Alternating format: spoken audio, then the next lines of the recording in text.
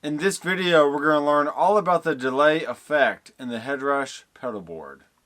Alright guys, so what I have here on the screen is all the delay types we have currently on the Headrush. Now with each future firmware update, I'm going to keep making new videos to add to this course, so that way we can stay up to date with the latest additions and know the ins and outs of everything you need to know about your Headrush pedalboard or gig board for that matter. So what we have here is a tape echo, bucket brigade delay, air delay, dyne delay, reverse delay, and a pitch delay. Now the reverse and pitch are the latest installments that have been added to the Headrush. But when we first got the board, all we had was tape echo, bucket brigade, and also dyne delay. And what I want to do in this video is not talk so much about how to use the delays, but just the different sounds that each delay has. And then that way you can make a better decision when you're trying to create a certain part for your song. Do you want a warm, bucket brigade or tape echo kind of sound, or you want a more clean, dyne delay, air delay, or even a pitch delay? So those are the decisions I want you to be prepared for when you're creating your rigs. So the first one we're going to look at is the tape echo. But we have a 300 millisecond, and it goes all the way up to 24 milliseconds. Then we do have a sync on, sync off, and that's how you either change it from milliseconds to actually subdivisions. We have all these different subdivisions. If you understand fractions, if you can understand how to read a tape measure, then you can understand subdivisions of a delay. And we also have feedback, which is how many repeats that you're going to allow the delay to trail off. And then we do have a record level. So this is definitely harking back to the actual tape echoes. And I'm thinking like echo plexes, stuff like that, where you actually had a physical tape inside the unit, and that's how you got the actual delay sound. And then a very important feature for me is the mix. I like keeping that down maybe between 30 and 40%, sometimes down to 20% area. And then we also have head tilt. And basically the head is the tape head that the analog tape was going around, and every time it crosses that head, it's going to make one pass. We can control the warble of the overall sound by how much head tilt that we have. And then we also have a wow. So I've heard this be called wow and flutter. And that's just different ways of manipulating the tape and getting crazy sounds. And then we also have hiss, on or off, which I can't really hear a huge difference in that. And we do have tails on and off, which is, for me, very important. For tails, if you want the echo to keep going, then you need to have that on. If you want to turn off right away when you bypass the effect, you're going to want the tails to be off. But for me, I like to have it on, so that's what I'm going to do for this video. And let's just go ahead and hear a few sounds. Let's go around 300 milliseconds or so, give or take. Okay, so here's some tape echo with a clean sound.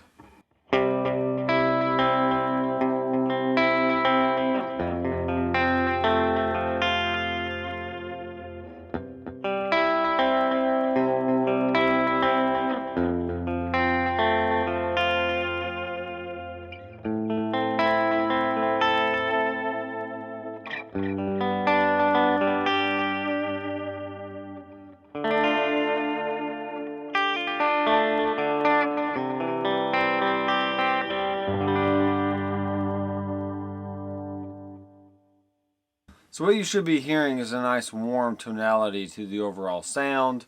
And as the sound repeats, it degrades just a little bit every time. So let me turn up the feedback a little bit more and let me hit a chord.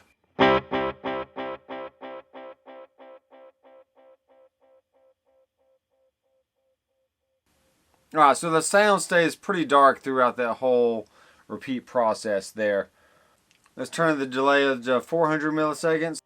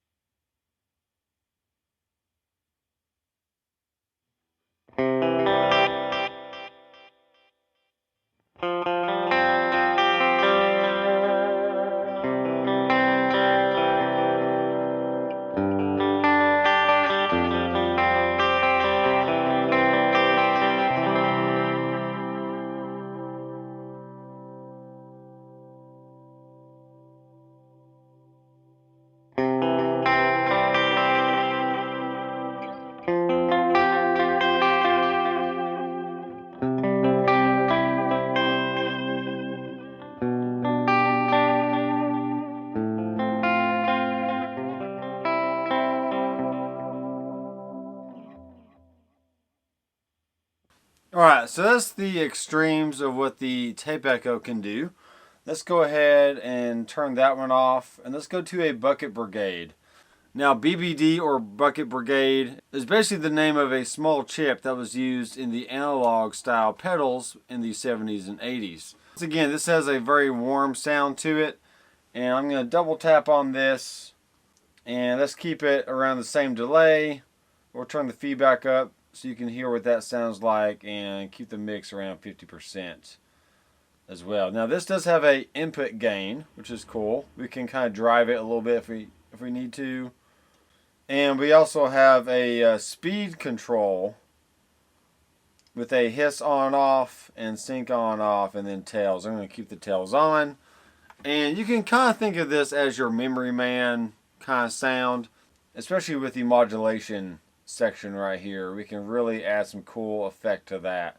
So let's keep the depth down so we don't hear the modulation just yet. Let's just do a little bit of playing with the milliseconds at 338.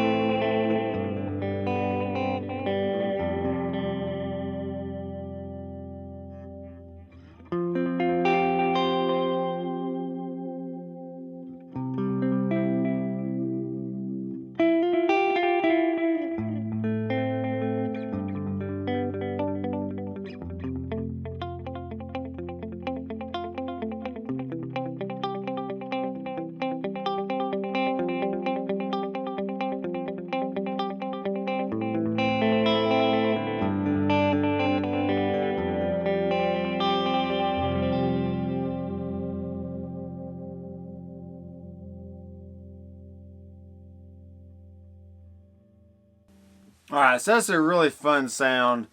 And if you have an Electro Harmonics Memory Man, then you'll be very pleased with the sound of that on the Headrush. So let's go on to the air delay and dyne delay. Now these are two delays that are straight from the Pro Tools Avid world, because Avid is the company that made the 11 rack, and this is what basically the Headrush pedalboard is based on, but they basically took the old technology that the 11 rack was based around and just modified it by 1,000 and added a quad core processor and just made the overall experience way better for the user. So since they do have that Avid heritage, they include some Avid effects within the unit. But don't allow that to shy you away from actually enjoying this unit, because the dyne delay is actually a very nice digital delay that actually sounds great and has a nice clean sound to it. So let's go ahead and check out the dyne delay here. And let's go ahead and put it back on. So let's put the sync off. So we have just regular milliseconds here. And we're going to turn the feedback up a little bit. Let's turn the mix up so you can hear it. And we'll mess with the ratio width and envelope mix here in a little bit. But let's just get some basic digital delay sound. So here we go.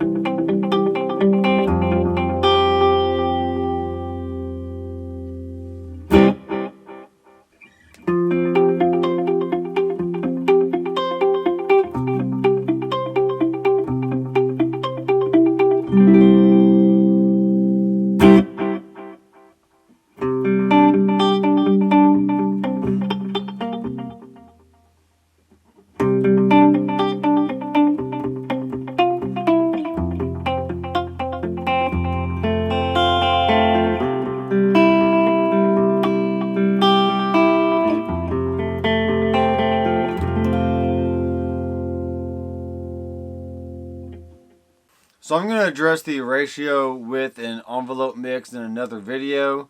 But let's go ahead and move on to the air delay.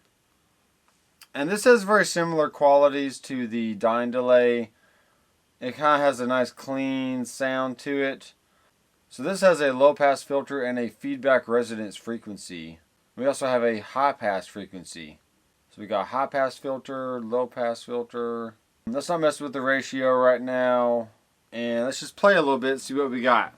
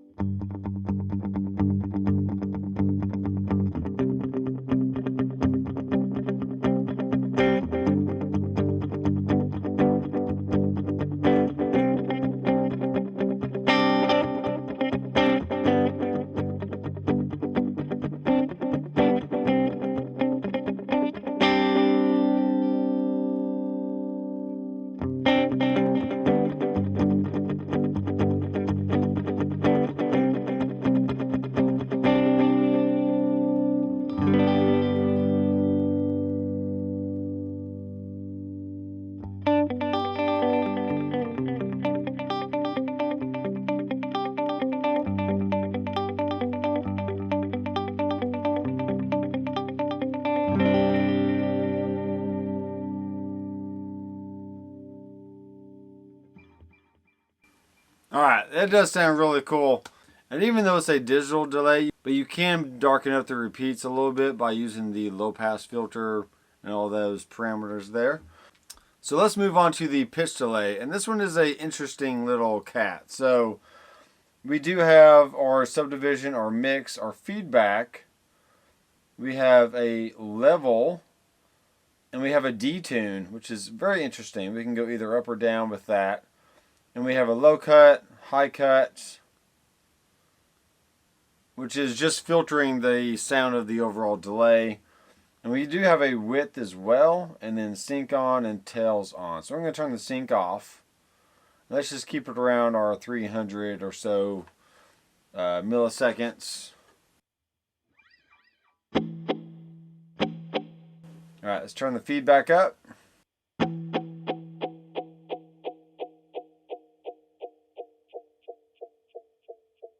Oh yeah, that's cool.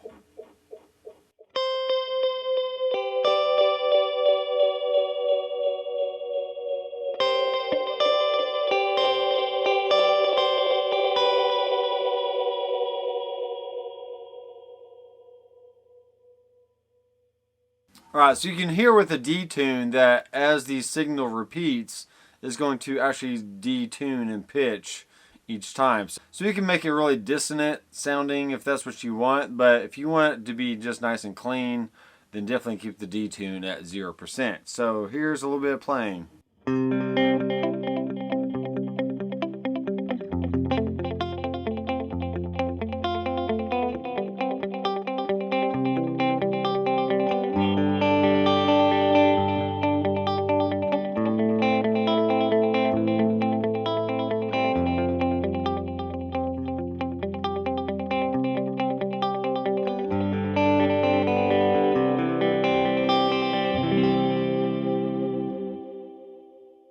Now sometimes I don't use this pitch delay for actually the pitch portion of it. I just like how it sounds overall. So you can do like a low cut or you can do a high cut. We can make it really warm sounding.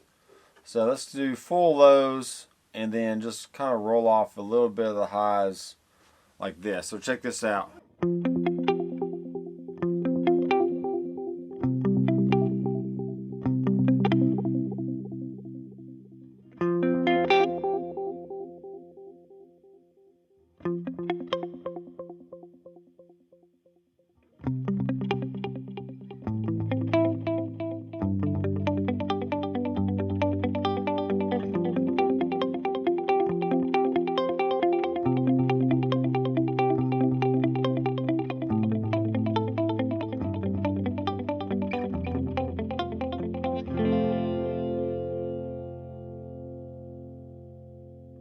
And just like that, you have a nice, dark, moody sounding delay. That's just really cool. I like it. Now, to the actual semitone kind of stuff. If we have it on 2 semitones, which a semitone is a half step in music theory terms. So if I play a note, it's going to rise in pitch by whole steps. So check this out. I'm going to play a C.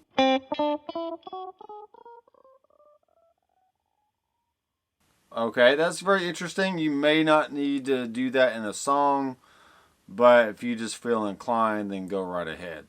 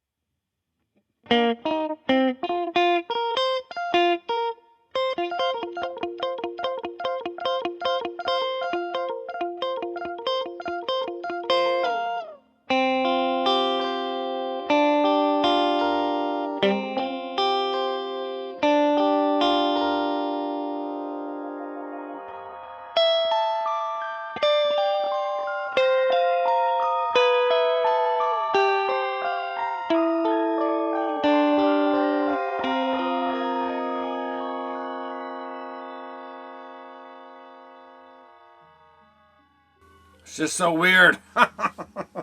Anyway, if you want to get super weird, you can do that. Let's actually do 12 semitones. There should be an octave.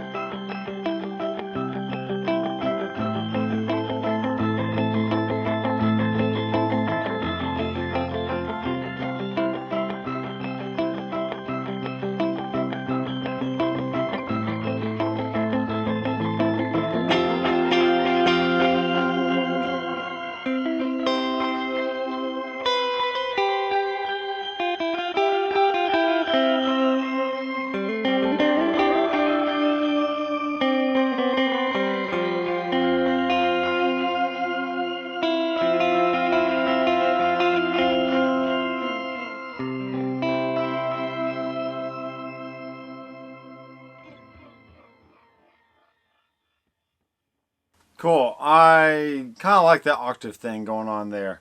So let's go ahead and turn that off. And then let's look at our reverse delay, which is the last one that we're going to look at in this video. And once again, we're going to keep the delays around 300 or so. Let's do a feedback of just pretty low. And we'll do the cut time. We're going to definitely filter this out a little bit here. And turn the mix up. Actually, let's turn the mix up all the way. So I want you to hear what the effect is first, and then we can see how we can blend it in a little bit. So.